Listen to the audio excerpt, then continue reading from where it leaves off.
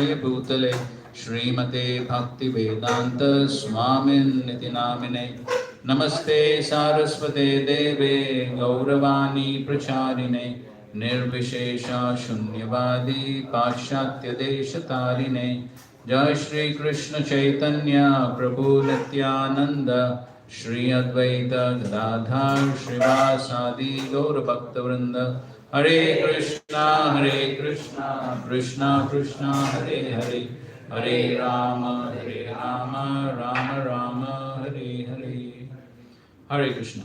Okay, so let's continue with the 16th verse. So this is a very important section.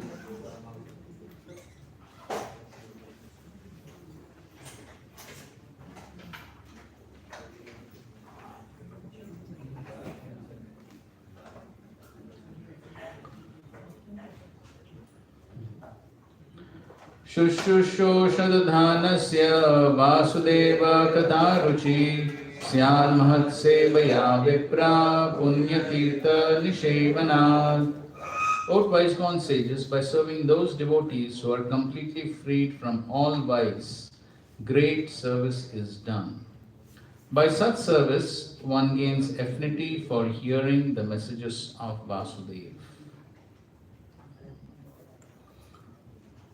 So here, Vyasadeva is explaining. So in the previous verse, he explained what is the result of hearing, chanting, and remembering the glories of the Lord. So here he is describing how can one develop affinity for hearing about the Lord. Vasudeva Katharuchi. So he says, Shushusho Shraddhadhanasya.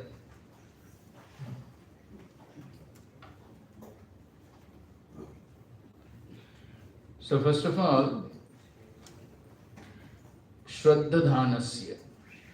And you can see in the word-to-word meaning, Prabhupada translates that as care and attention. So is it, somebody may say, it seems, at least some scholarly persons may say, oh, Shraddha means faith. What is the Swamiji translating?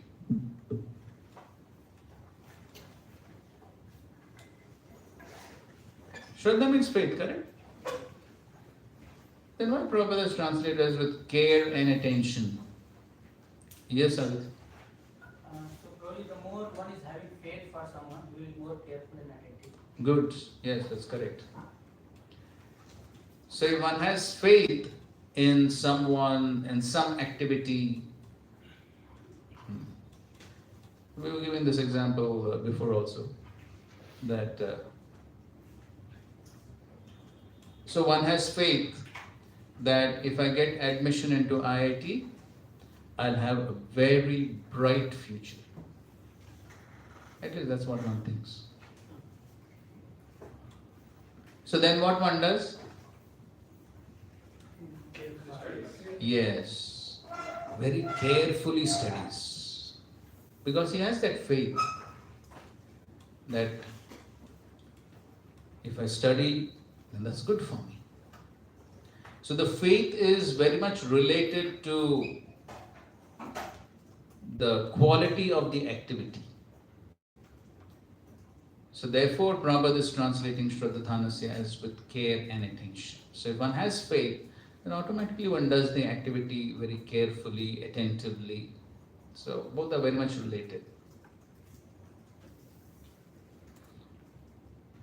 So now, Shushusho Shraddhadhanasya Vasudeva Katharuchi Syan Mahat Sevaya. So by Mahat Seva, Prabhupada translates Mahat Seva as by service rendered to pure devotees. So who are those pure devotees? Punyatirtha. So Punyatirtha means who are cleansed of all vice.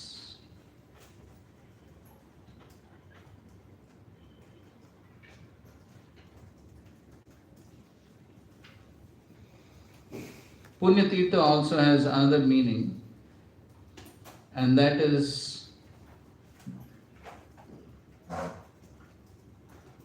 those who have taken shelter of the feet of a pure Guru.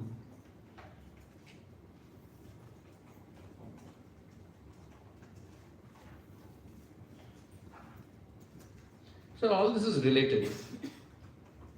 It's not that there are different meanings, it's all related.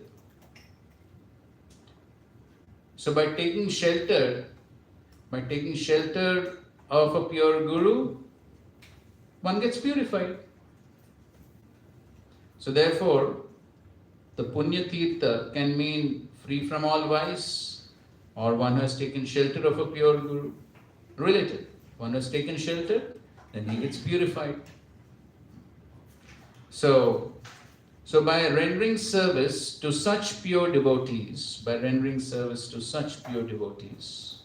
then one develops the Vasudeva Katharuchi.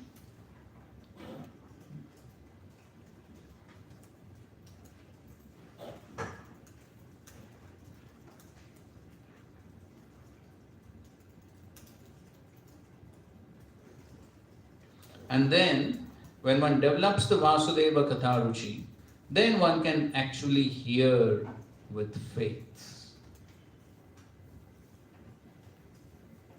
Then one can hear with great care.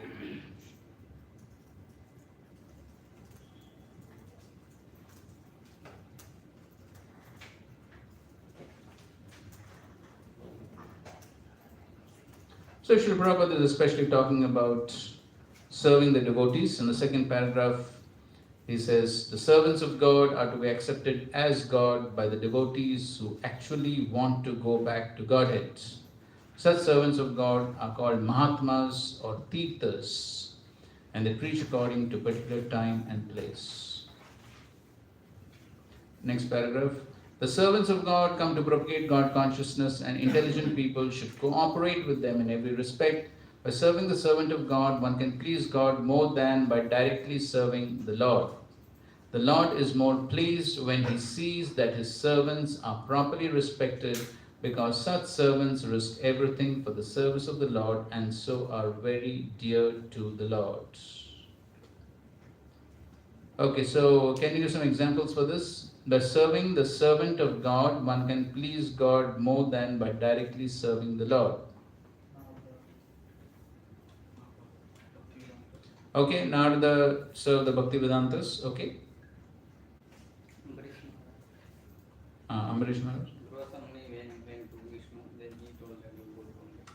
Okay, fine. So Ambarish Maharaj pastime, the Lord, he glorified the Vaishnavas. Some other examples, references. What he says? Because of him. Yes, Prahlad Maharaj, he wants to render service to his spiritual master Narad Muni, who has saved him from the pit of material existence. Narad Muni serving Bhaktivedanta. He told. And Shabri is serving the. Okay. Raghunath Goswami is told to give the service. Okay, Raghunath Goswami is told to serve all the Vaishnavas by serving them Shuradhari. Ishwar Puri served Madhavendra Puri. Okay, Ishwar Puri serving Madhavendra Puri, and as a result, what happened? He got Lord Chaitanya Mahaprabhu as his disciple. Okay, so he got blessed by Madhavendra Puri. Then Kanchipuram asked Varadaraj that Kanchipurna. asked Varadaraj that will I be able to come back to you? So he said, I am not sure because you are serving me, but that devotee, another devotee, he was serving my devotee, so he will definitely come. Correct. Kanchipurna. So then he immediately gave up the service of Lord Varadaraj and went to find a Vaishnava. And then he served whom? Yes, he served Mahapurna. Yes. Srila Prabhupada left Vrindavan to preach his Guru. Okay. Srila Prabhupada serving his spiritual master. So like that, and of course there's a famous quote from the Adi Puran, where Lord is telling Arjuna, what? One is devotee of my devotee. Yes, one who says is my devotee, he's not my devotee, but one who says is the devotee of my devotee is actually my devotee. And we also have the example of Krishna serving Sudama. Mhm. In the Chaitanya Charitamrita, there is the good example of Maharaj Prataprudra.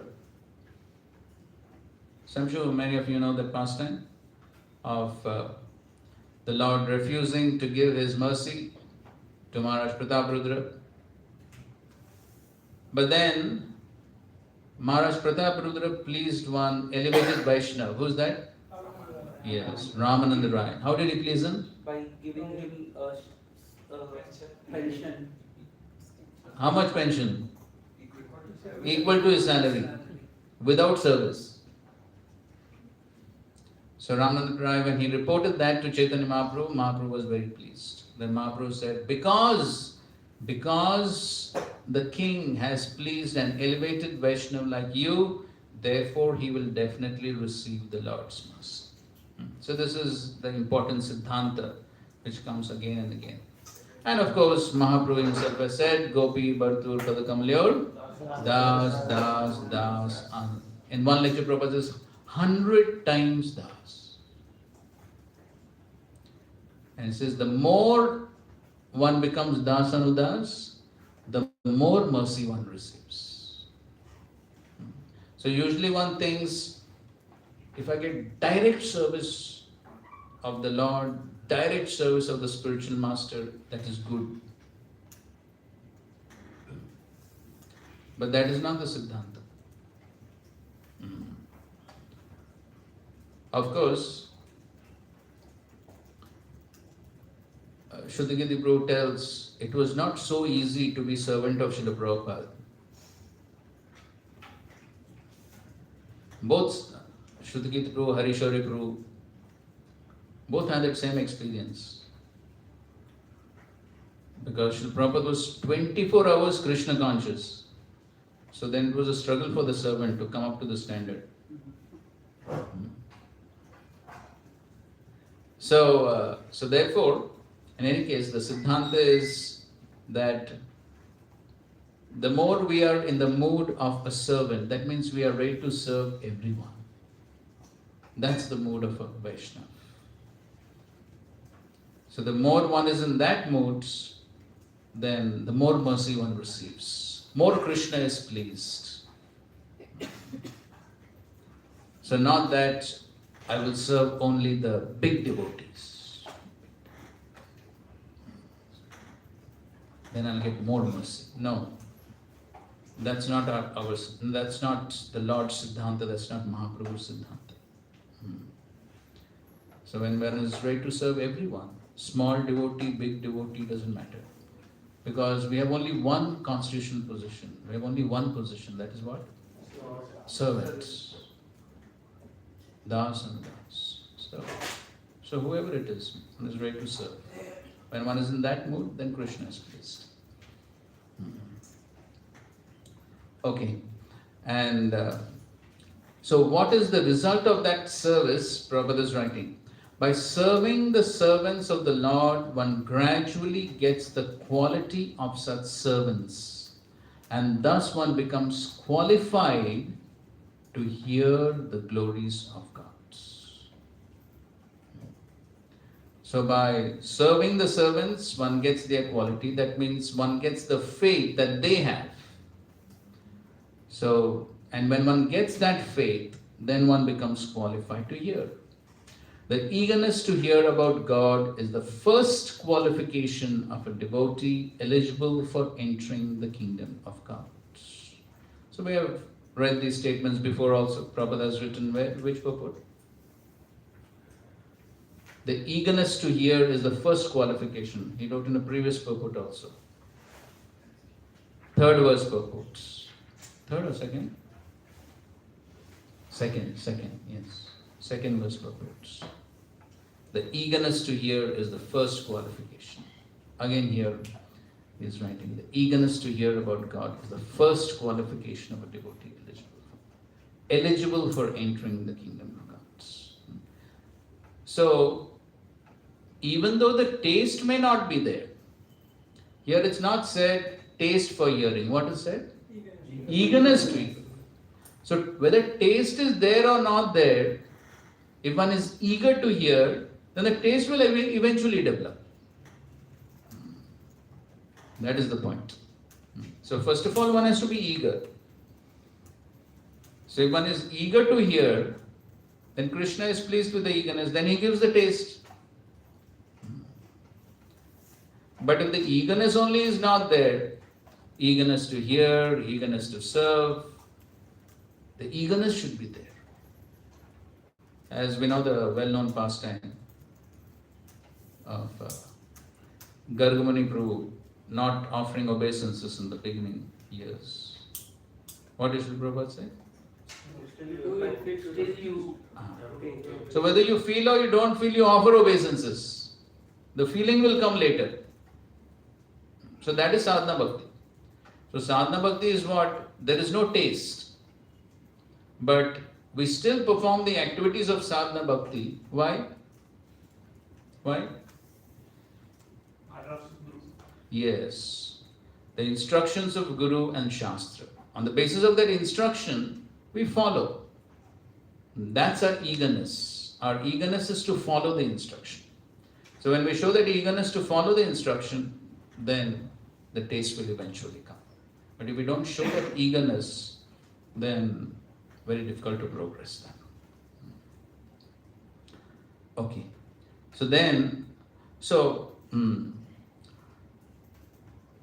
Let's simultaneously see the various stages corresponding to these verses.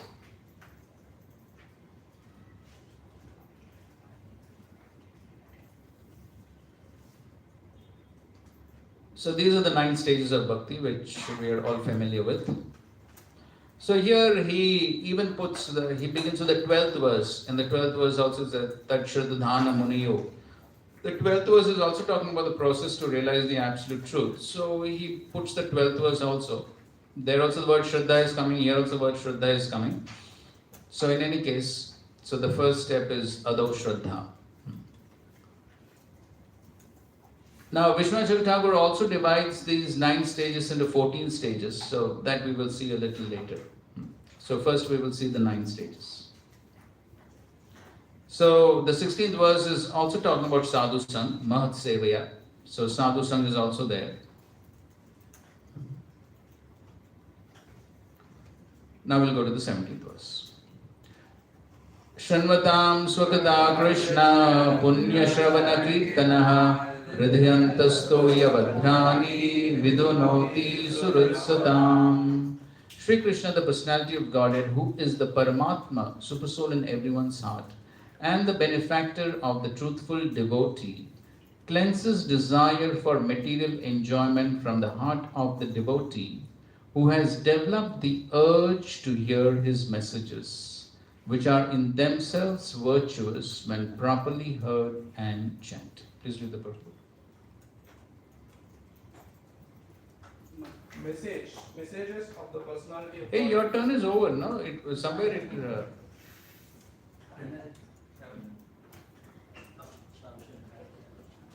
progress has taken place. In the mic.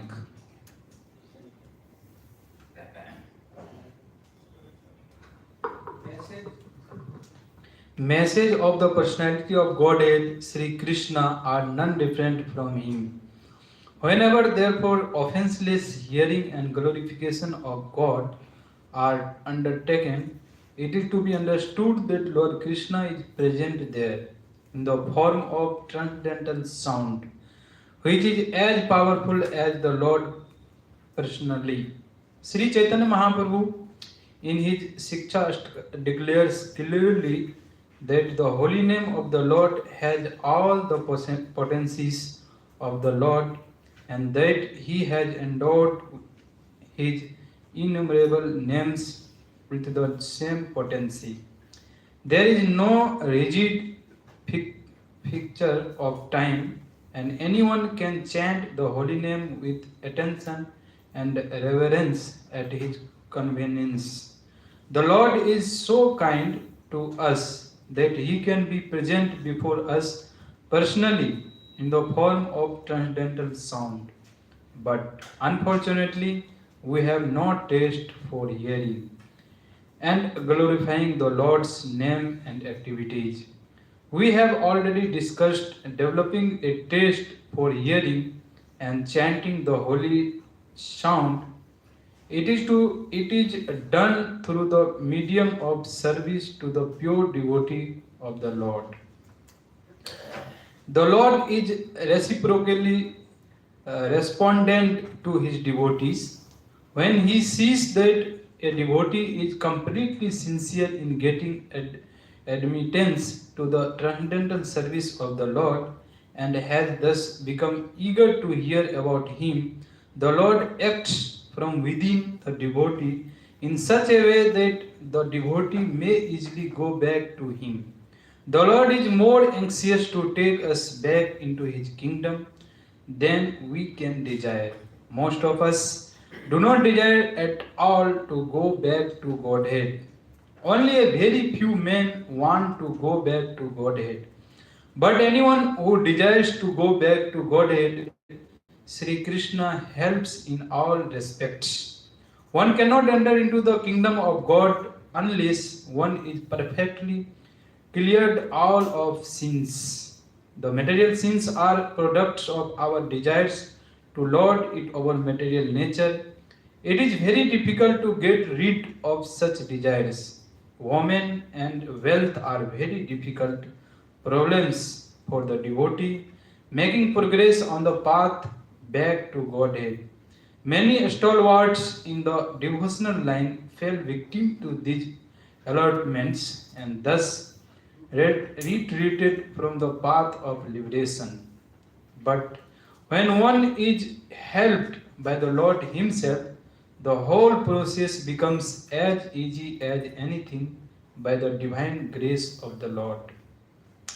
To become restless in the contact of women and wealth is not an astonishment, because every living being is associated with such things from remote time, practically immemorial, and it takes time to recover from this foreign nature. But if one is engaged in hearing the glories of the Lord, gradually he realizes his real position. By the grace of God, such a devotee gets sufficient strength to defend himself from the state of disturbances, and gradually all disturbing elements are eliminated from his mind. It's a very important purport. So here, Srila Vyasadeva is explaining what happens when one hears. Shrinmatam Swakatha Krishna. Swakatha. So Krishna, when he hears his own katha, Swakatha. So Krishna sees that a devotee is hearing his katha. Shrinmatam Swakatha Krishna. Punya Shravana Kirtana. So the Lord sees that he's doing Shravan Kirtan.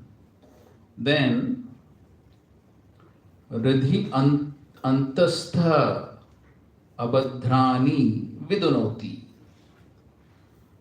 So all the abhadra, the unwanted things, desires to enjoy. Who cleans? Surat Satam. Who is the Surat? Krishna. Krishna is the Surat. And therefore Krishna cleanses. And as Srila Prabhupada is explaining, it is not within our capacity to cleanse all these material desires because we have accumulated. I think so in the morning Maharaj also was saying, we have a huge amount of anarthas like Yes, like the Himalayas. Prabhu has heard morning class very attentively. So it's not within our capacities. Prabhu, since time immemorial, we have accumulated. So it's not within our capacity.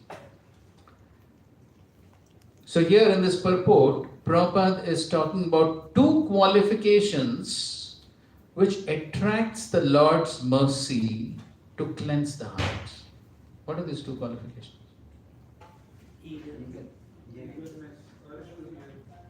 See the purport properly.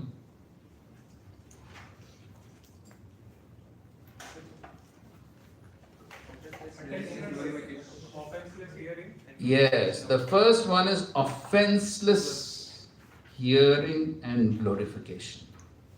What's the other one?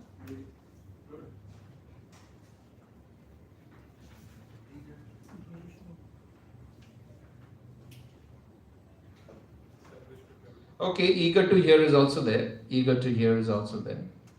Medium of service to people. Okay, that's in the previous verse. Service to the devotee. Attention and reverence. Attention, reverence, where is it in this book? First paragraph. First paragraph. Middle of the first. Okay, okay. Anyone can chant the holy name with attention and reverence. That's a general statement. Desire. When he sees that a devotee is completely sincere in getting admittance to the transcendental service of the Lord and has thus become eager to hear about him, then the Lord acts from within the devotee in such a way that the devotee may easily go back to him. So these are important qualifications. So offenseless hearing and glorification. So I think so we discussed this point before also. So when are the offenses committed? Okay, one thing is the inattentive chanting and hearing, that itself is an offense. But most of the other offenses, when they are committed? At other times. Not in faith or on the speaker. So the offenses are usually committed at other times. During the hearing and chanting, one may not commit all the offenses. During the hearing and chanting, one may be inattentive, which also is a root cause of all the other offenses. But the other offenses are committed at other times. So therefore, how we spend the whole day, that very much affects our hearing and chanting. So if during the day we act in ways to please Guru and Krishna, then by their mercy one will get the taste to hear and chant attentively. So therefore, the offenses play a major role in our attracting the grace of Guru and Krishna. So as Srila Prabhupada is explaining here that when therefore offenseless hearing and glorification of God are undertaken, it is to be understood that Lord Krishna is present there in the form of transcendental sound, which is as powerful as the Lord personally. So this transcendental vibration, whether it is holy names, Krishna Katha, how powerful it is? As powerful as the Lord personally. As Mahaprabhu is saying, Nam Akari Bahuda Nija Sarva Shaktis. So holy name is not different from the Lord, Krishna Katha is not different from the Lord. So extremely potent as the Lord. But then why are we not able to access the full potency? Some reasons. Why are we not able to access this full potency of the holy name or Krishna Katha? So what is the cause? Ignorance. Okay, one is ignorance, that's correct. Some other causes? Offenses. What's that? No, why there is no taste? Faith, lack of faith. Okay, lack of faith. tasting material things. Okay, taste in material things, Sense gratification. sense gratification, Association. association, Fault finding. fault finding, which leads to offenses. Lack of realization. Okay, lack of association, realization. No grace of God. Okay, all that's the result of all of that. No service done to devotees. Okay, of course, maybe I doubt anybody will be there who doesn't do any service. Otherwise, how can he be a devotee without doing any service? So, in the Harinam Chintamani, Bhaktivinoda Thakur explains that the holy name is like the bright afternoon sun. But one may not be able to access when? Due to the cloud of the mist of ignorance and the cloud of anarthas. So because of the mist and clouds, one is not able to have or take the benefits of the sunlight. So then he describes the anatomy of this cloud and the mist. So the mist of ignorance. So he describes the ignorance. Ignorance can be of 4 types. One is Swatattva Vibhrama. That is ignorance about one's own self. Who am I? So if one does not know who am I, then there cannot be any more progress. If one thinks I am the body, then where is the question of establishing a relationship with Lord and all? So Swatattva Vibhrama, Paratattva Vibhrama. So not understanding about Paratattva, that is the Supreme Lord. Then Sadhana Sadhya Vibhrama, not understanding what is the sadhana, what is the sadhya, what is the goal, how to achieve the goal, or in other words, how to establish one's relationship with the Supreme.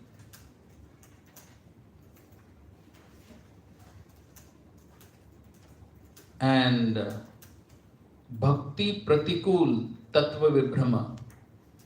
What is Pratikul to Bhakti? Not knowing what is Pratikul, what is unfavorable to the practice of devotional service, being in ignorance of that. Bhakti Pratikul Vastu Tattva Vibhrama.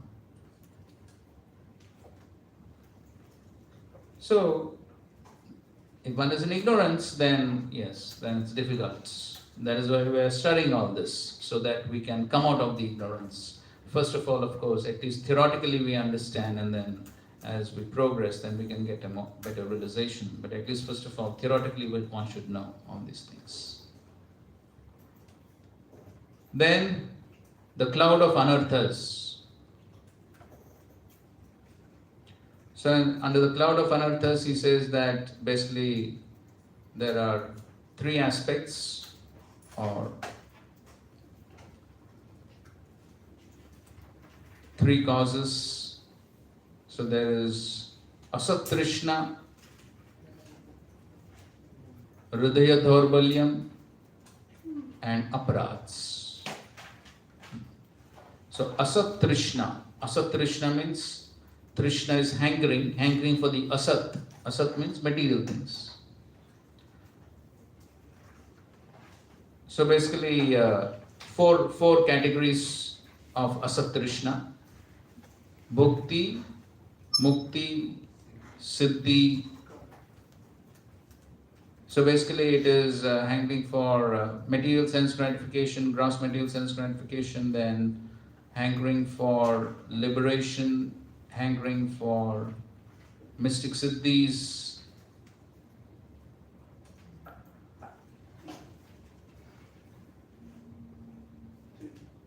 It's one more.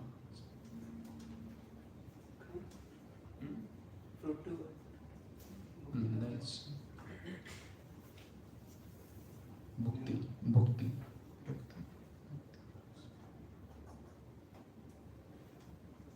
Okay, within that, okay, going to the heavenly planets. Yes, that's also one. So gross sense gratification, going to the heavenly planets by karmakand, then liberation, impersonal liberation, achievement of siddhis. Yes, so these are the four under asat trishna. Then hridaya daurbalyam. So hridaya daurbalyam means weakness of the hearts. So weakness of the heart usually arises because one does not have sufficient spiritual strength. Correct? When one is weak, when one does not have strength.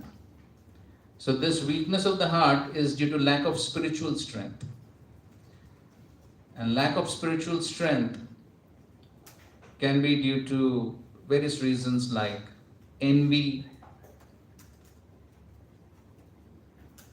pride,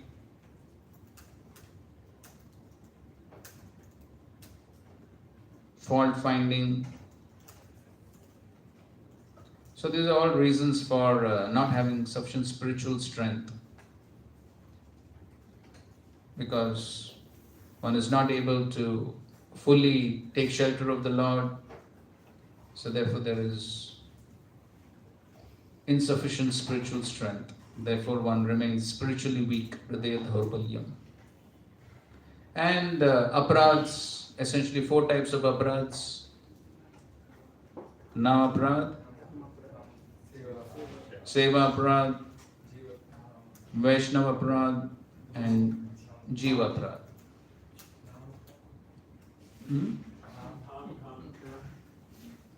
Dham is not specifically mentioned as separate, because within Dham,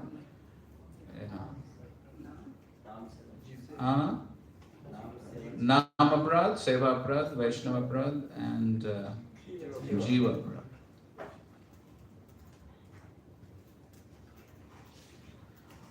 So because of all these reasons, one will not be able to access the full potency of Krishna Nam, Krishna Katha. One may not be able to access the full potency. So if you want to access the full potency, then one should reduce all these things. One should be careful to avoid all these things. To that degree one can access the potency. And therefore, and especially the most dangerous ones are the offenses, aparadhs. And amongst them, Vaishnava aparadh is definitely the most deadly. And therefore, one who's serious to make progress, then you should be careful about all these things. So, this verse, as you can see, specifically indicates the process of bhajana kriya.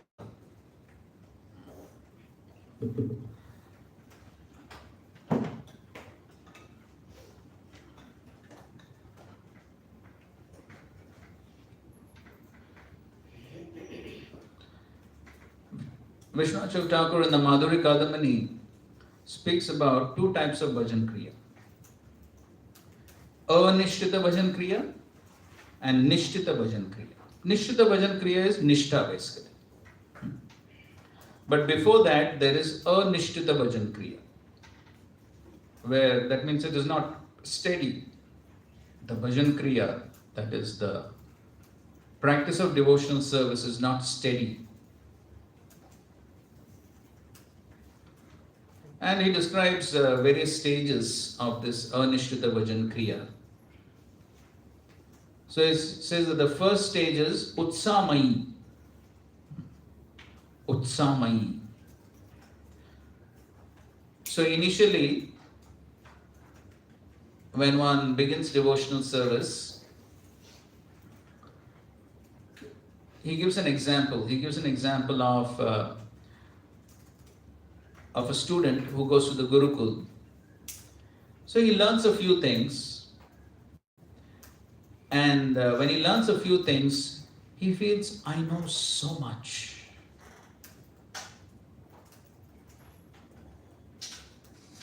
Because he does not know that there are many more things to learn. So after learning a few things itself, he thinks, oh, I learned so much. And he becomes very proud.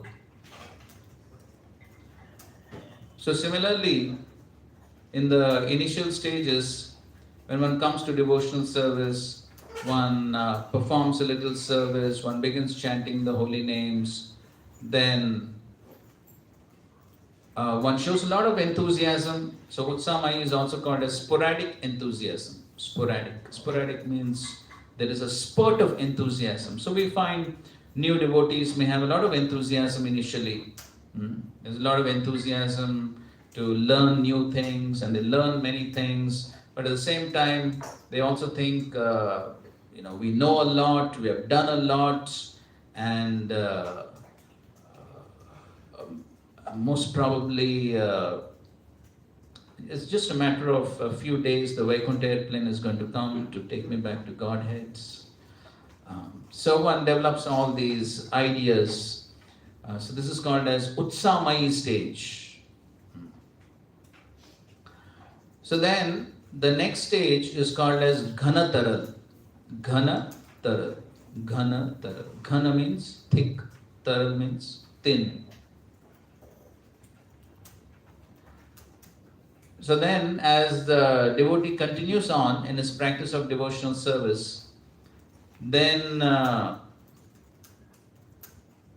he comes to realize that maintaining steady enthusiasm is not so easy.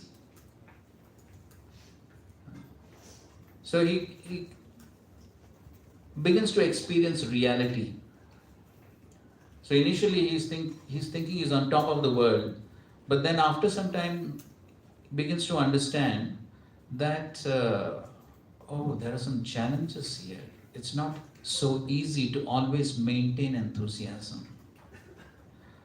So sometimes I feel great enthusiasm to serve, to chant, to hear, but other times the modes overpower me and I cannot maintain the same enthusiasm.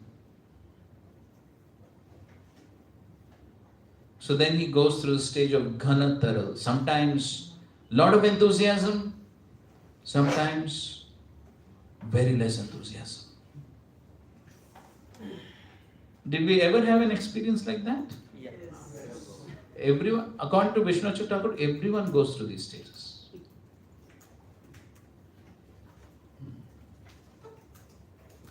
Now, how long one remains in that stage, that's up to the person.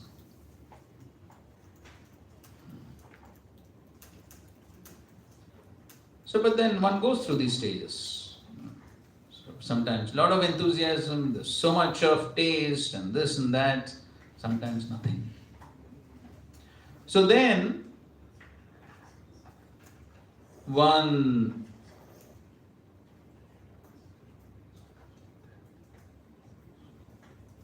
begins to, the third stage, he says, is Vyuda Vikalpa. Vyuda Vikalpa. Vyuda Vikalpa means one begins to develop many doubts.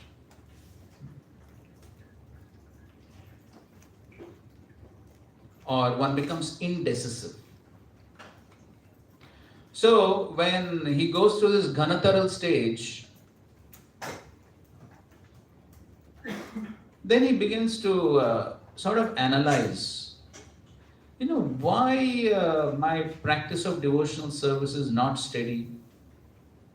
So then he thinks that maybe I need to change my situation, my external situation. So maybe my external situation is not correct. Maybe my being in the brahmachari ashram is a problem. Maybe I'm not fit for this ashram. Maybe I should change the ashram.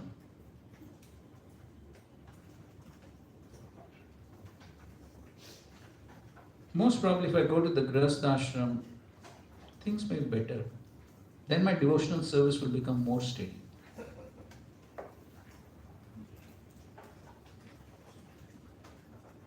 Brahmachari ashram, too many problems. These brahmacharis don't cooperate. I can't focus on my chanting with so many brahmacharis around.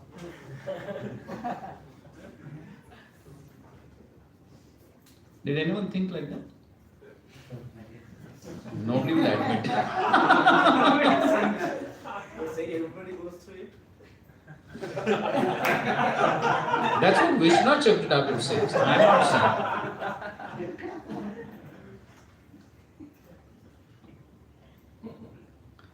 So this is called as the Vyuda Vikalpa stage. It is an indecisive stage. One is in a sort of indecisive situation. What should I do? Maybe I should change some external circumstance. Or somebody may think, oh, maybe I should change my service. Maybe the service I'm doing is not suitable for me. Therefore, I'm not steady. Or somebody may think that maybe this temple is not the right place. I should find some other temple.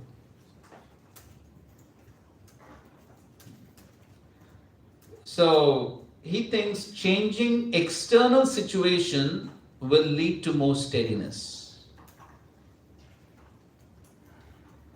Then, as he progresses little more, and as he contemplates the situation, he understands that actually it is not the external situation that is the cause of the problem, that is the cause of the unsteadiness. The cause of the unsteadiness is within. And then he comes to the fourth stage that is called as Vishaya Sangara. The title is quite self-explanatory.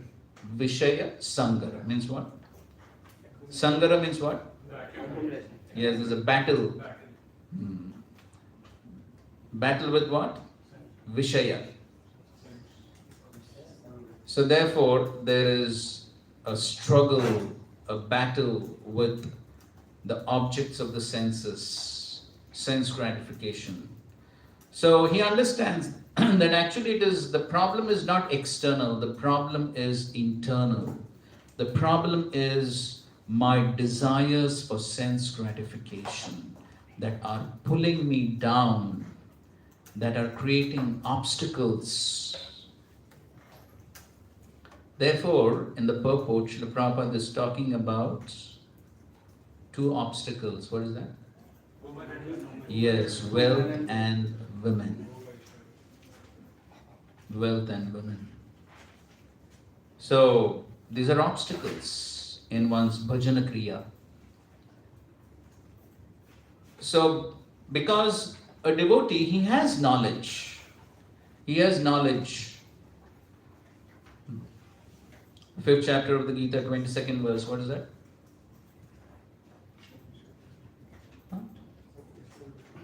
5th chapter, 22nd verse? Yes. Yehi samsparshaja bhoga dukkha yonaya evate adhyantavanta kaunteya na teshu ramate buddha. So devotee understands this contact with the sense objects. The contact of the senses with the sense objects is a cause of dukkha. So he understands that. But at the same time, senses are pulling. Senses are pulling in one direction, philosophy is pulling in one direction, intelligence is pulling in one direction. So there is tug of war. Tug of war. This is the Vishaya Sangara. We go through or no? Yeah. Yes. I'm sure everyone has this experience, this Vishaya Sangara. And so, it is this struggle with the senses, the sense objects, which actually becomes a great obstacle in one's developing taste for hearing and chanting. Because so much of energy is sucked, so much of energy is spent in this struggle.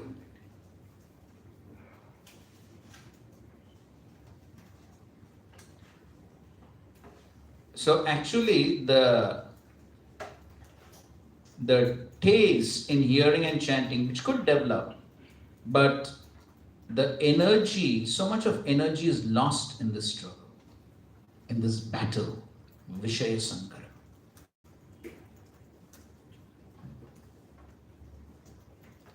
Then to focus on the hearing and chanting and develop a taste for that, that takes longer because the energy is gone here.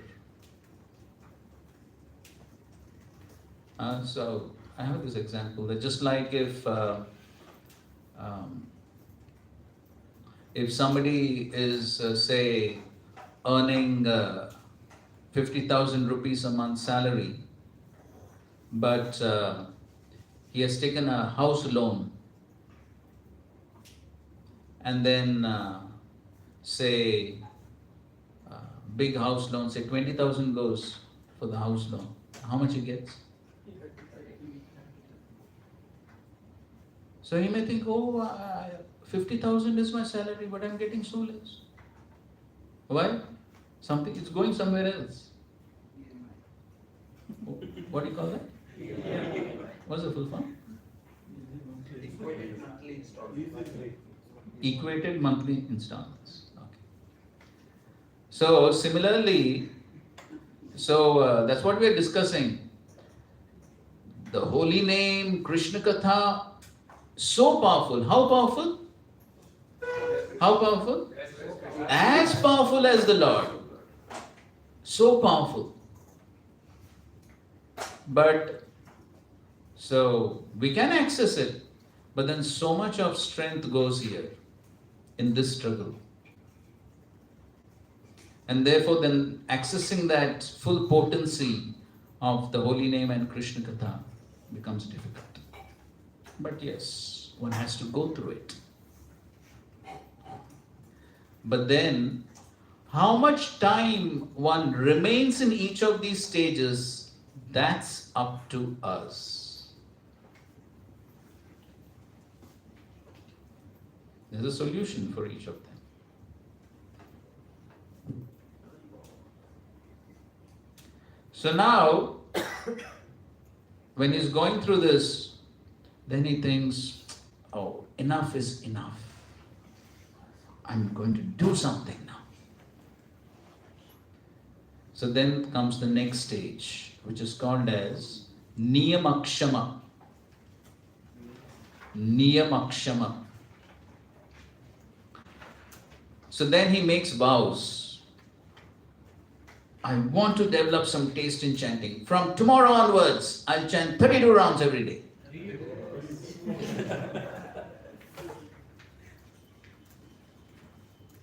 From tomorrow onwards, no more sweets.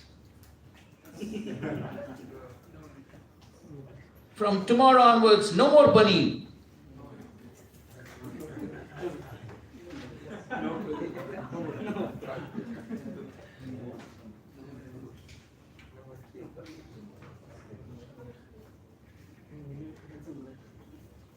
But then,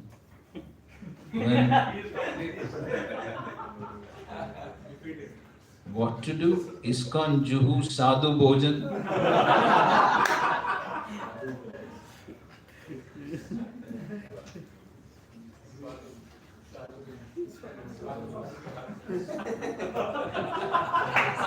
Yes.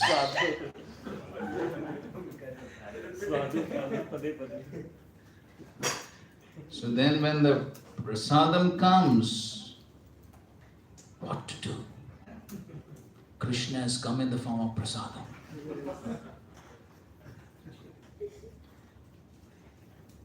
My vows can wait, but prasadam cannot wait.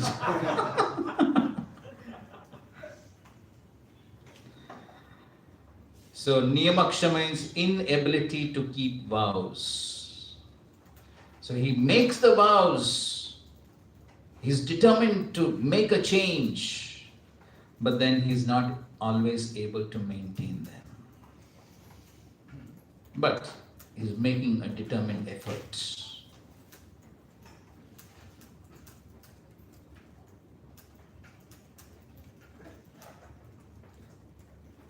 And so, as he's going on progressing in his practice of devotional service, and then when he progresses, so there's all bhajan kriya going on, okay? So the bhakti lata is growing. How the bhakti lata grows? The watering process. What is the watering process? Shravana. Sri Chaitanya Mahaprabhu has explained in the 19th chapter of the Madhya Leela of Chaitanya Charitamrita, his teachings to Rupa Goswami and the growth of the Bhakti Lata. So as we were discussing that Krishna consciousness is a science. So just like a tree, a plant, how long it requires water? As long as the plant is there, the water is required. If at any point of time one stops the watering, what is going to happen? Any doubts? That is meaning of science. It has to die. So therefore one is so attentive to drink water.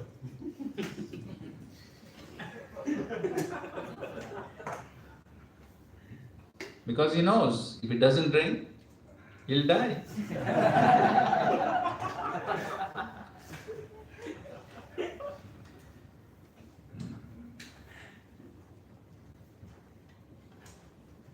Similarly, if there is no watering for the Bhakti Lata, what will happen? It will die. Any doubts? No doubts. Then it does not matter, oh, I have put water for the past 20 years, 30 years. Enough water, now let me stop. Since how long you have been drinking water? 30 years? Since 30 years you have been drinking water. Can't you stop now?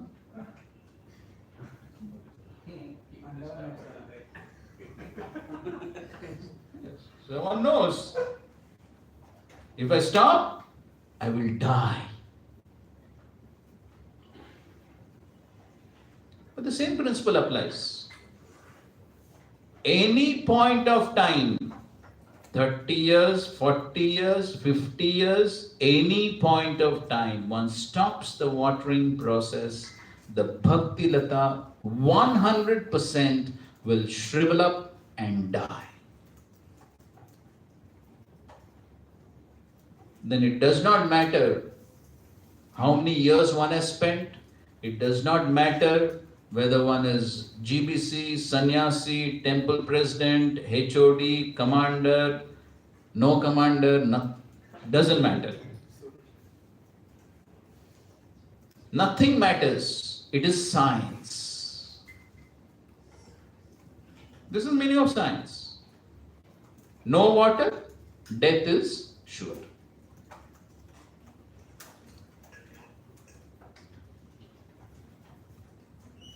So, in these purports, in the Chaitanya Charitamrita, Srila Prabhupada, he very often uses a phrase, so-called mature devotee.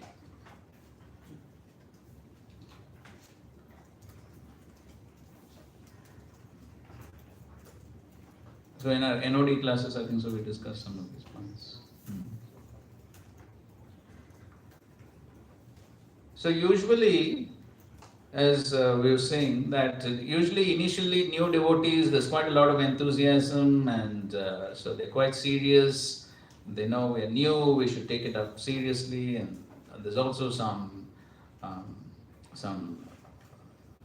newness in the process, something new they're learning, so one likes to learn something new. So new devotees usually are quite enthusiastic. And those who are actually mature and advanced, then they remain humble. They think, when you're better to be careful.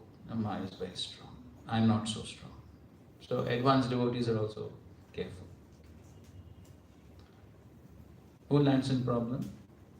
The so-called mature devotee. He is not mature, sufficiently mature, but he imagines himself to be mature. And then he thinks, I'm very advanced. Maya cannot touch me.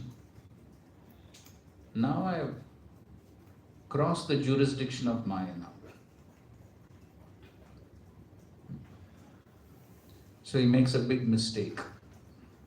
He thinks, now it's all right. Now whatever I do, all right. This is so-called mature devotee. Then he makes the mistake of giving up the watering process of hearing and chanting. And then Srila Prabhupada writes, one of the reasons why one could give up the process is an offense. Because of offenses, one loses taste. One loses taste, then one gives up the hearing and chanting. And then the result is but obvious. Okay. Now, the other important point is that this Bhakti Lata requires protection, fencing. What is this fencing? Prabhupada says two things. The association of devotees and the following of regulative principles. The regulative principles of bhakti, not the four regulative principles. Four regulative principles are not principles of bhakti. Of course, they come under bhakti because they are the instructions of the spiritual master. So from that viewpoint, they are also the principles of bhakti. But whenever regulative principles of bhakti are referred to, they are which principles? 64. Yes, the 64 angas of bhakti. So following those principles and in the association of devotees, that's the protection of the Bhakti Lata. So the association of devotees again is something very vital. So we won't get into that discussion now. But the association is so important that Rupa Goswami in the Nectar of Instruction, the Nectar of Instruction, where is given the most important instructions, has repeated only one instruction twice. Which is that? Yes. So the association, that is the only thing that is repeated twice in the second and the third verse, because that has a major effect on one's practices of devotional service.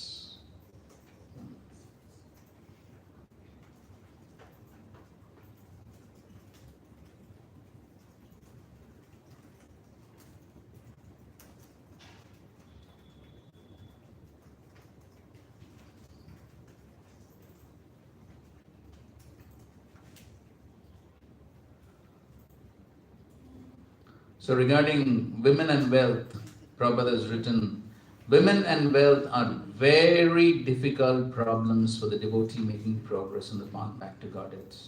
And see the next line. Many stalwarts, not ordinary people, what? Stalwarts in the devotional line fell victim to these allurements and thus retreated from the path of liberation. So therefore Srila Prabhupada said, one of my complaints is that my devotees are not sufficiently afraid of Maya. So statements like this should make us alert and be cautious. So, now as the watering process is going on, something else begins to grow.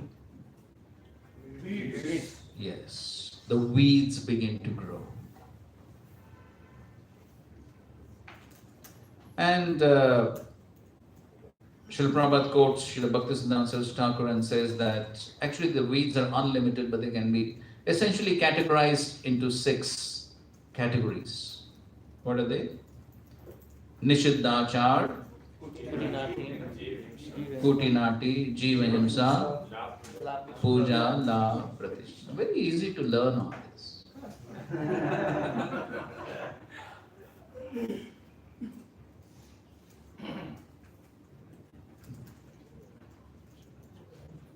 But very difficult to detect them in oneself.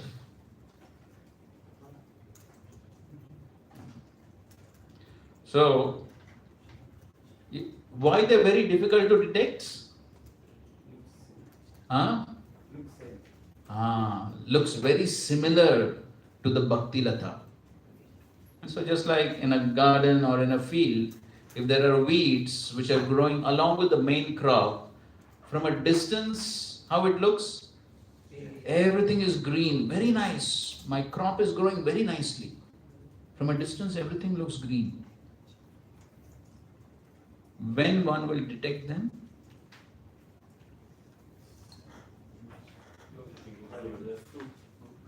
When one goes close. When one goes close, then one sees, oh, it's looking green from distance, but it's only weeds, not the actual crop.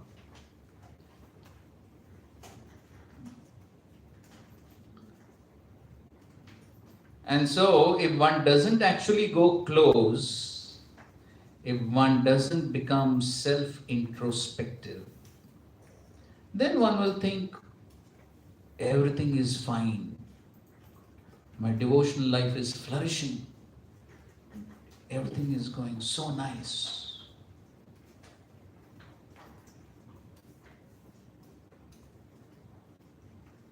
And of course, many times under the influence of the lower modes of Rajas and Tamas, one actually becomes blinded to the reality.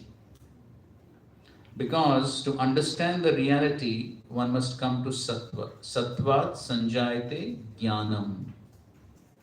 On the platform of Sattva, one actually begins to understand this. Lower modes cover the person. Srila Prabhupada gives the example that just like if one is wearing yellow colored glasses, how everything will appear? Yellow. So somebody may say, this cloth here. So I'm putting on yellow colored glasses. So how this will look? Yellow. So somebody else says, no, this is not yellow, this is white. What I will say? No, it is yellow. So when will I change my opinion? One option is remove the glasses. Removing glasses is easy, but removing the influence of the modes is not so easy. When one will understand that there is glass and I should trust the person. Very good. So when one understands that I have a problem, I'm putting on glasses, I have a problem, so therefore better to trust this other person who's not having the glasses. You get the point? So when I have faith that this other person, he doesn't have the glasses. He's not under the influence of the modes. So better put faith in him.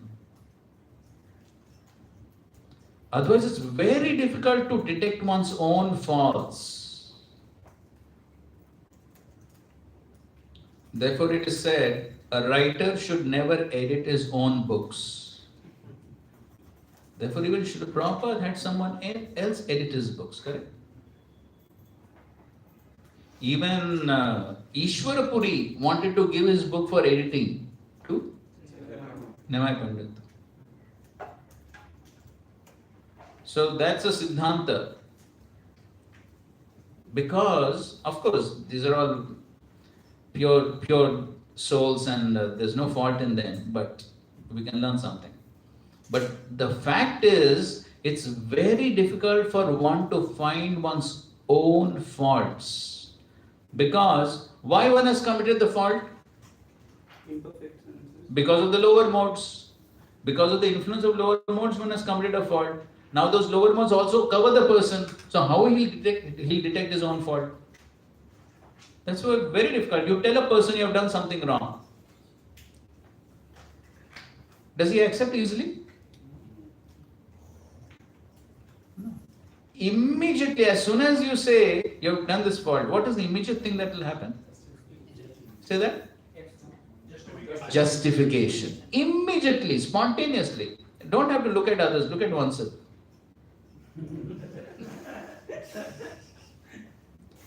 As soon as somebody points out a fault, immediately there will be justification.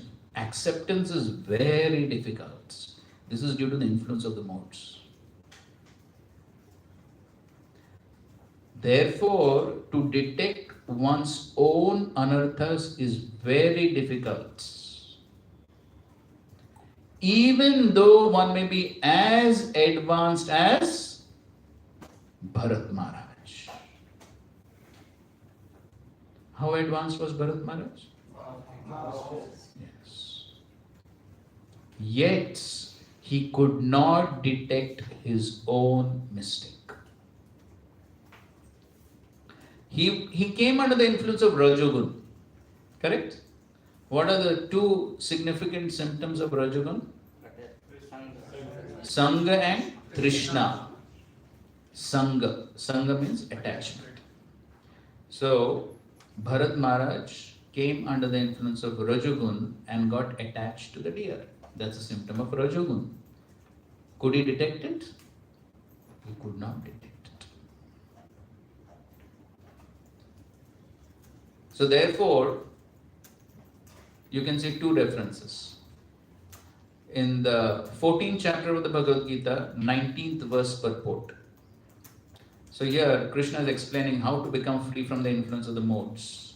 And in the purport, Srila Prabhupada has written 3 times the importance of guidance from the spiritual master.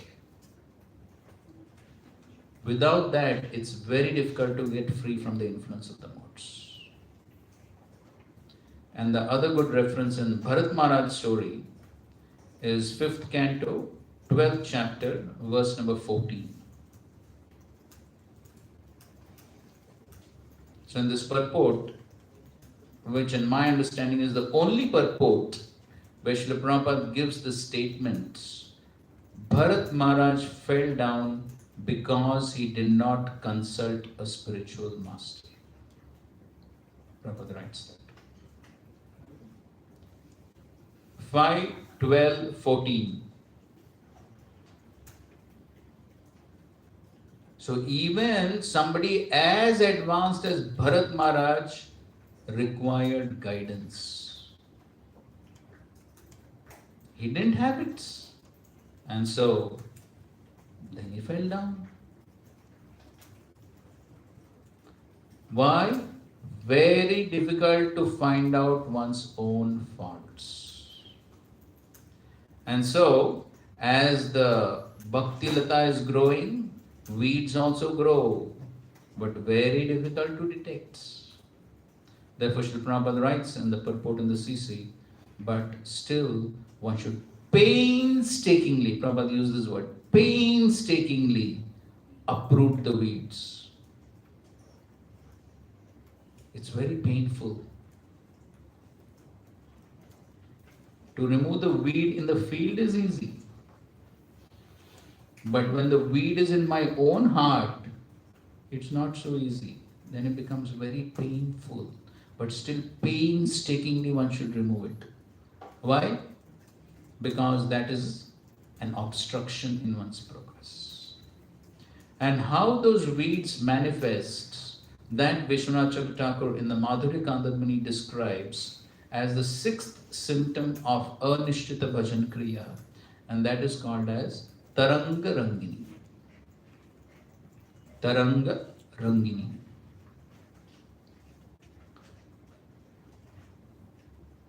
So, Taranga means waves. Rangini means beautifully playing, nice waves. So, these are the weeds of Puja La Pratishta. So, when the Puja La Pratishta come, then And he explains puja, la, pratishtha, they will come for a devotee. They are the byproducts of bhakti. Because bhakti is very attractive. So then for a bhakta, all these will automatically come. So all these are byproducts. Bhukti, material opulence, even liberation, mukti, mukuladanjali, sevate asman. Mukti stands with folded hands in front of the devotee's house. Can I serve you? So, puja la pratishtha will come. That's natural.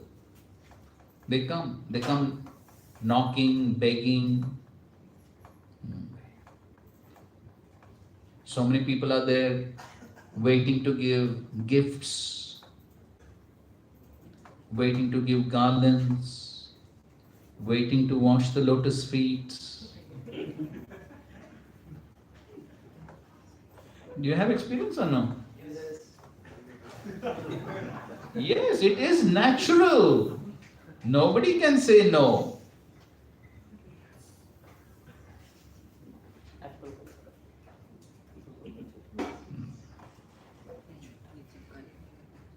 But then the important point is, how does one deal with it? So, when one thinks, oh, just see, how many people have understood my glories?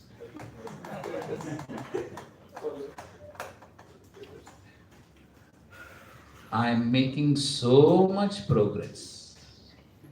I've really become very advanced.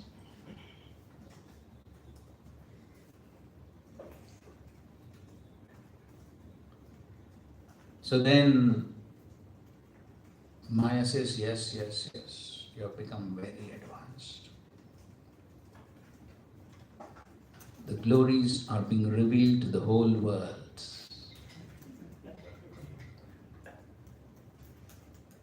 It's only a matter of time. The 14 planetary systems, Ebe Yash, Rushut.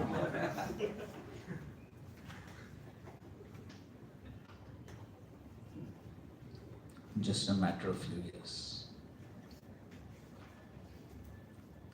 And if the devotee thinks, yes, yes, very true, very true, that is the weed. When one equates spiritual progress to any type of material opulence and one becomes attached to it, that's the weed. Getting puja la pratishtha is not a problem. The problem is becoming attached to it and equating it to spiritual progress. That's the weed.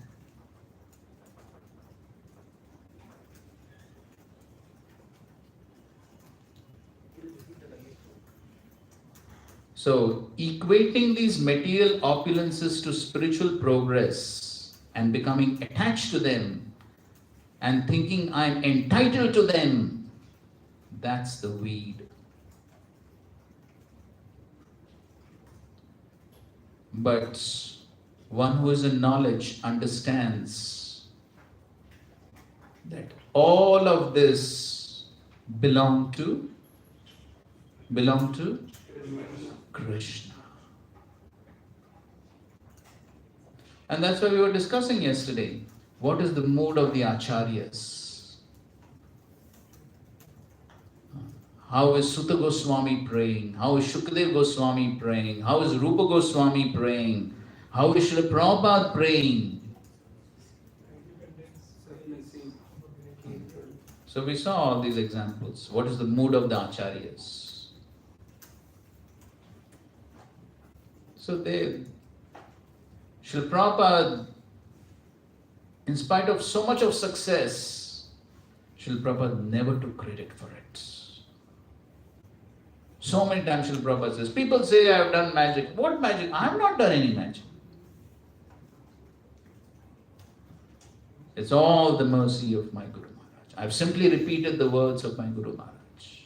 He gave credit to his spiritual master, he even gave credit to his disciples, but he never took the credit for himself. So when one has this proper understanding and doesn't become attached to it, then one is safe. Then this is what is meant by uprooting the weeds. So one gives up the attachment to all these things by proper association. One of the key factors is proper association. So in that association, then one realizes these facts. And then one does not become attached to them. So Srila Prabhupada got so much of opulence. Did he ever become attached? Srila Prabhupada had palatial quarters in Los Angeles. Srila Prabhupada was happy to stay in the Bhajan Kutir in Mayapur. Made no difference. And later on in 1977, when Srila Prabhupada went to Bhubaneswar, they had the governor's guest house for him. But he left that and stayed in the huts of Gaur Govind Swami Maharaj. No attachment.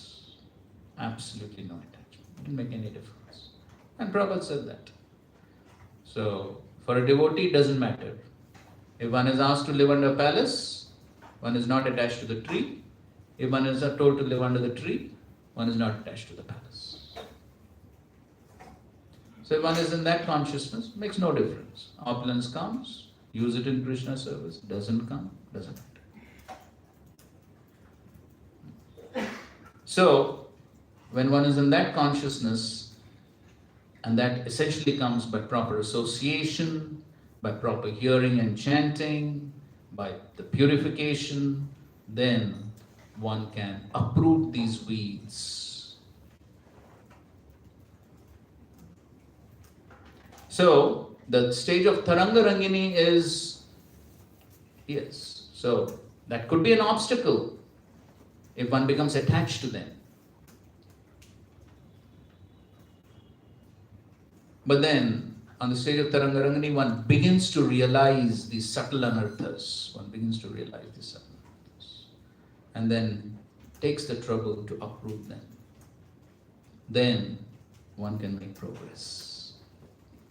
So, therefore Prabhupada writes that all this is not easy because, in the last paragraph, it takes time to recover from this foreign nature. What is the foreign nature? Since time immemorial, we have been attached to sense gratification. This is the foreign nature.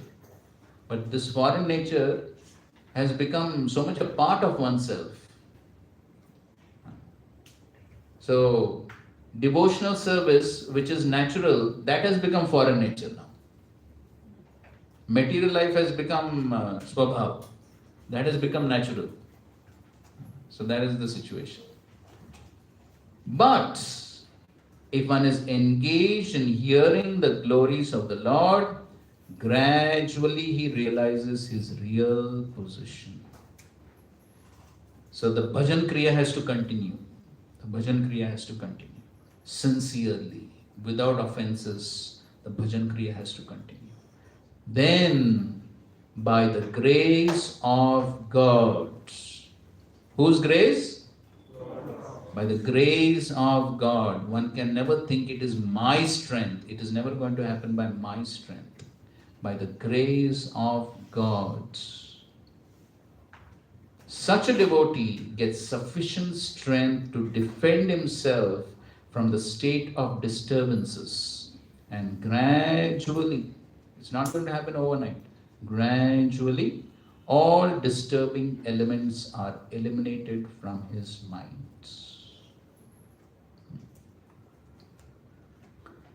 So see, twice Prabhupada is mentioning, not twice, actually 3 times Prabhupada is talking about the importance of the grace of God, because only He can do all this. So if you go back to the previous paragraph, after talking about wealth and women, the end of the paragraph, what Prabhupada writes? But when one is helped by the Lord Himself. Therefore, our entire process is how to attract the grace of the Lord. Because only He can do these things. That should be our constant endeavor. How to attract grace of Guru and Krishna. But when one is helped by the Lord Himself, the process becomes as easy as anything by, again, what he's writing? The divine grace of the Lord. So just within that one sentence, twice he's writing. Helped by the Lord and by the divine grace of the Lord. So just see how helpless we are and how much we are dependent on the grace. In 1968, Haigiri Prabhu, you know Haigiri Prabhu, one of the initial disciples of Srila Prabhupada. In fact, he was the first person that Srila Prabhupada met in New York. So, 68, you can find this in the Vedas. He writes a letter to Srila Prabhupada. Amongst many things, one of the things he writes is his difficulty in dealing with lust. And Srila Prabhupada replies back by saying that Mr. Lust or his father or his grandfather, I will kick him on his face with my boots.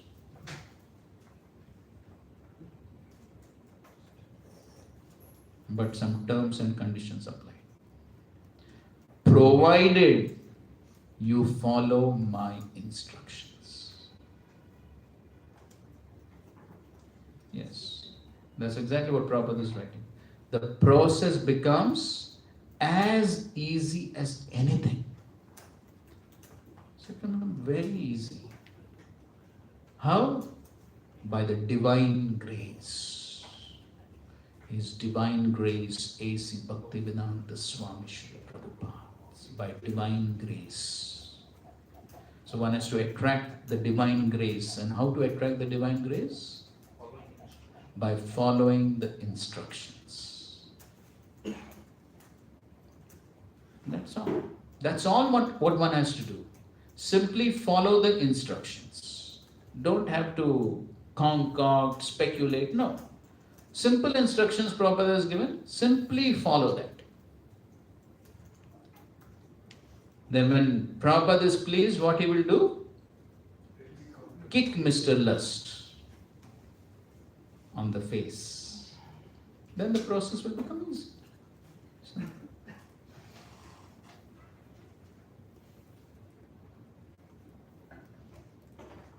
right.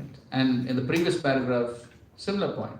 When he sees, who sees? When the Lord sees that a devotee is completely sincere in getting admittance to the transcendental service of the Lord and has thus become eager to hear about him, the Lord acts from within the devotee in such a way that the devotee may easily go back to him.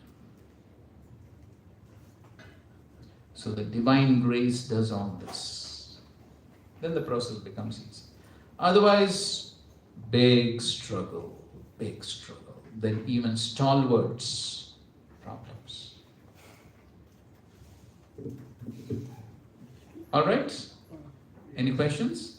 Like in this, when you were explaining Bhajan Kriya, this Vishya Sangrah, so in this, like material sense gratifications, these things you told, there is a tussle, there is tug of war. So liberation is also included in this desire of liberation. Could be, yes. That's on the subtle level.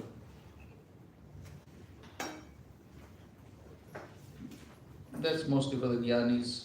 Of course, even devotees could have the contamination of jnana within the practice of devotional service also. Desire for simply getting free from miseries, leading comfortable life.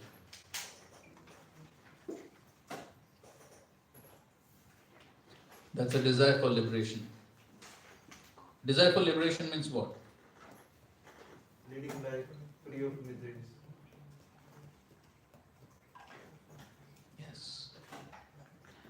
So that could be a contamination even within bhakti. No trouble. Trouble-free life in bhakti.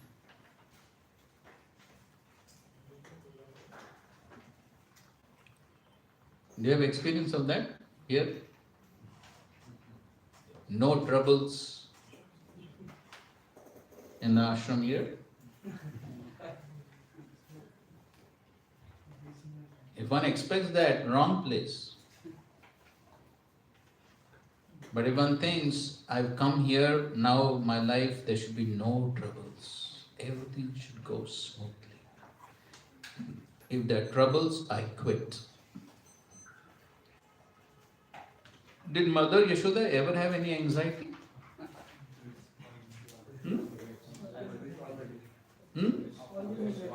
So much of anxiety. Always an anxiety. Which anxiety? For Krishna. All anxiety for Krishna, but still anxiety was there. So therefore, yeah, that's the contamination of jnana in the practice. And also like in this one stage was there when external situations the devotee wants to change. Mm. And then you told an example of how a brahmachari can think of getting out. But it can so like it can be a benefit also sometimes. Yes. If So see, that stage is where the devotee is considering, he is thinking, why I am not able to practice steady devotional service. So he is sort of indecisive. So that indecision also sucks a lot of energy, correct? Indecision sucks a lot of energy, so that also becomes an obstacle in his progress. So, okay, fine, no problem, one is indecisive, but better to solve the problem soon and come to some decision. Then sooner he comes to a concrete decision, then that he can progress more smoothly. like one devotee who is out of ashram and now he is want to change his situation and because of this he will come join brahmachari. Whatever it is, so whatever situation, yes, changing situation is not the problem. The problem is that one should settle the matter so that one makes progress. That's the point. Otherwise, that's an obstacle. We all have experience. If you're indecisive, then the mind gets hooked on to that. Whatever we're doing, the mind gets hooked on. Should I do this? Should I do this? Should I do this? The mind was constant. Anything else? We were mentioning about that scenario of the cloth, Seen enough? yellow glasses. Oh, yellow glass. So, we were telling that firstly we have to understand that I have a problem because this other devotee sees differently than what I am seeing. So, and then you were telling that this other person doesn't have glasses. So, you put faith in him.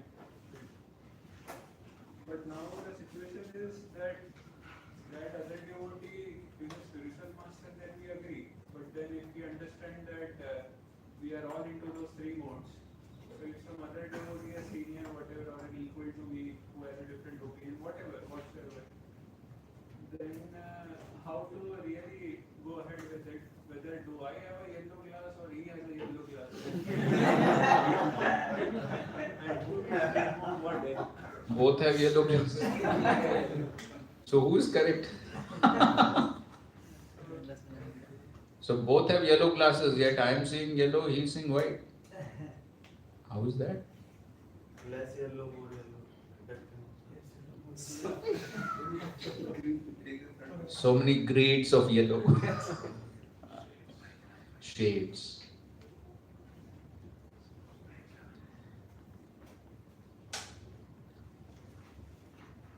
And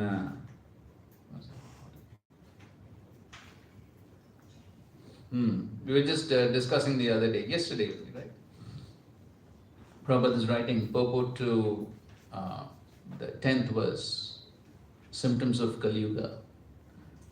The whole atmosphere in Kali Yuga is so charged with faithlessness.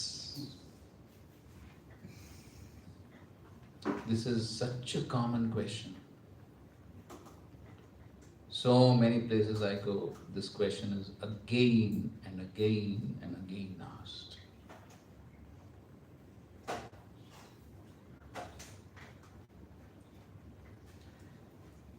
When Srila Prabhupada was asked, "Are you perfect?" What was Prabhupada's reply? What is Prabhupada's reply?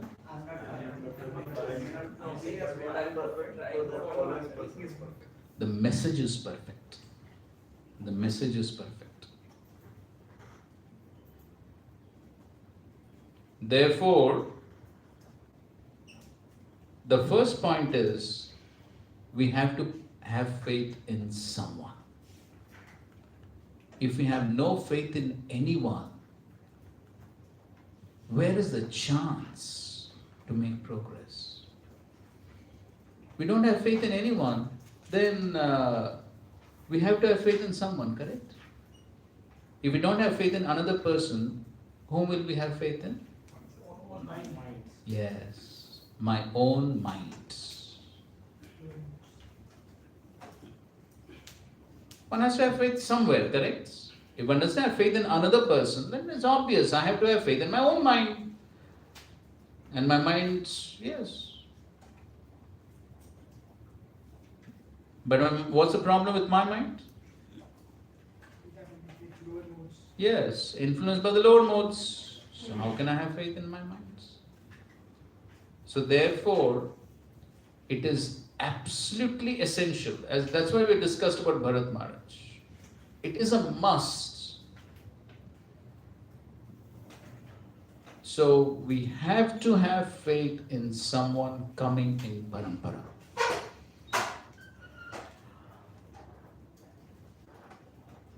So some senior devotee who is better than me, definitely, I have to have faith.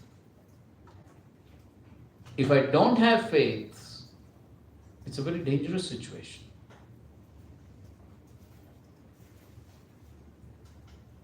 And so we put faith because this is the process that our acharyas wanted.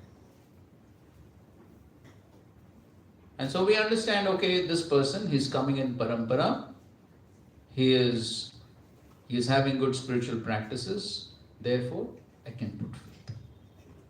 Reasonable faith, not blind faith. Reasonable faith. We are not saying blind faith. So that means in most situations I accept. If there is a doubt, I clarify. But that is required. And if one is sincere, Krishna within the heart can reveal what is best for me through that devotee, even though I may think he is not perfect. Therefore, the quality of sincerity is stressed again and again. Here, Prabhupada is saying that. Completely sincere. So when the completely sincere is there, then what happens? What is Prabhupada writing? What happens? What happens? The Lord acts from within. Yes, the Lord acts from within the devotee in such a way that the devotee may easily go back. So if the sincerity is there, Krishna can make all arrangements. We have to follow the process, that's all. That's our sincerity. Our sincerity is in accepting the process. If we follow the process, Krishna will make the arrangements. So even though we may think, oh, this devotee is not so perfect, how can I take guidance from him? I see he also has faults. No. We have faith. We follow the process. Krishna will do the rest. So as you were talking about that we don't put a blind faith still, right, in our seniors. So we put a reasonable faith. The whole question comes in the reason only. That we feel that our reason is more valid and And there is no as end to compared- it. There is no end to it. There is no end to it. If we think I am better, then there is no end to it. So therefore we have to put that reasonable faith and then accept what he's saying. Of course, if there's a major doubt, then we can clarify with other seniors, but we have to have that reasonable faith. That's it. Otherwise, we will doubt everything, we will doubt everyone, then progress becomes very difficult. And again, the same point. When the sincerity is there, Krishna will reveal from within the heart what is right, what is wrong. Chicken? Guruji, continuing on this exact point only, when somebody has passed many years and now this juncture, he is at this juncture where he is not able to put faith in some senior. So what things could have gone wrong that he has come to this juncture where he is now helpless in that journey, where if you can tell some stages or some points where you should have done those steps to be able to put faith now to follow the senior and then get help. See, first of all, how can one say I cannot have faith? How can one say? Faith is required at every point of life, correct? I'm sure you may have given so many examples how faith is required in material life. Every point, right? You step out of this place, you need some faith. First of all, you need some faith to sit here also.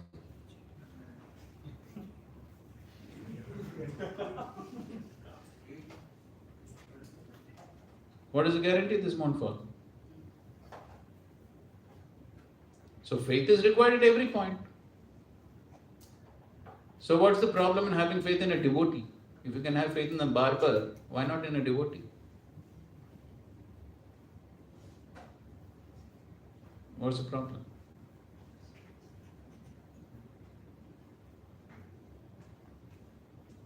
If I can know, the symptoms of a consciousness, which, of that type of person, he is finding difficulty putting faith in seniors, or what happens in this, this devotee's life, that now, we are expecting him to put faith in the senior, but he is feeling that, I'm struggling to put faith in seniors, which tries to change major things in life or bring major changes in my lifestyle or my opinions.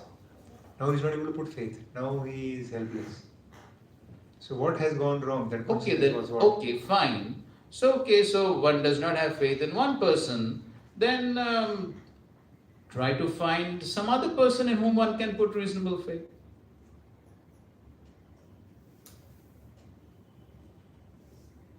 Why is it such a situation? There's only one devotee. Of course, we hope that it doesn't apply to the Diksha Guru. That you can't change.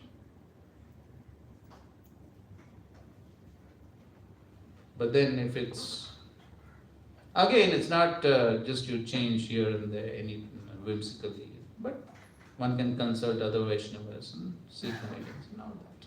But ultimately one has to come to a point where one puts faith in someone. Thank you, Guruji. Guruji, my question in this was that. Oh, that was his question. Now you're. Then, Guruji, so much of it depends on daily, regular basis guidance of a senior or a person. But we talk only and always about spiritual master and his Vani and all that. But here we see now, after elaborate discussion of the 6 stages, that so much depends on ground somebody who's living frequently available to me, to observe me and to guide me. So then spiritual master, then how? So therefore, parampara. So therefore, it's not that for everything one runs to the Diksha Guru. So then therefore there are so many Vaishnavas available. Bona fide Vaishnavas in parampara. So therefore we can take guidance from them. So does it mean that for every devotee, every sadhaka, brahmachari or grihastha, every proper sadhaka, he will need some Vaishnava whom he is able to see as superior to him, and he can put faith in his observance and my guiding. Absolutely. Absolutely required. Even at the stage of Bharat Maharaj it was required. Then what to speak of anyone else? Absolutely. Because influence of lower modes can come at any time. Agreed? Yes. Modes are very powerful. That is what we mean to, when you say Maya is powerful, what does it mean? The lower modes are powerful. There's always competition between the modes. You can read 14.10. Lower modes are just waiting. So therefore, at any point of time, one can go wrong. And it's unfortunate, but there's enough of examples within our own movements. Correct? Enough of examples. So that's how powerful the modes are. But then we also can see that when a person goes wrong, it's very difficult for him to know it himself. This is also always the case. And therefore humility is given so much of importance. Because when one is humble, one will seek shelter, one will seek guidance. This will automatically happen when one is humble. Therefore, Srila Bhaktisiddhanta Saraswati Thakur, what did he say about the Trinadapi verse? String it around the neck. Yes, he's also said it is the Siddha Pranali mantra. So that's why that verse is given so much importance. Because when one is in that consciousness, then automatically one will seek shelter, one will seek guidance, how much ever senior, how much ever elevated one may be. One will maintain that humble disposition. Then one will receive help. Very important for everyone. Otherwise, if one becomes proud and thinks, I don't require any guidance, I can do things on my own, then at any point one can be finished by the influence of the Lord. And one will not even be able to detect it.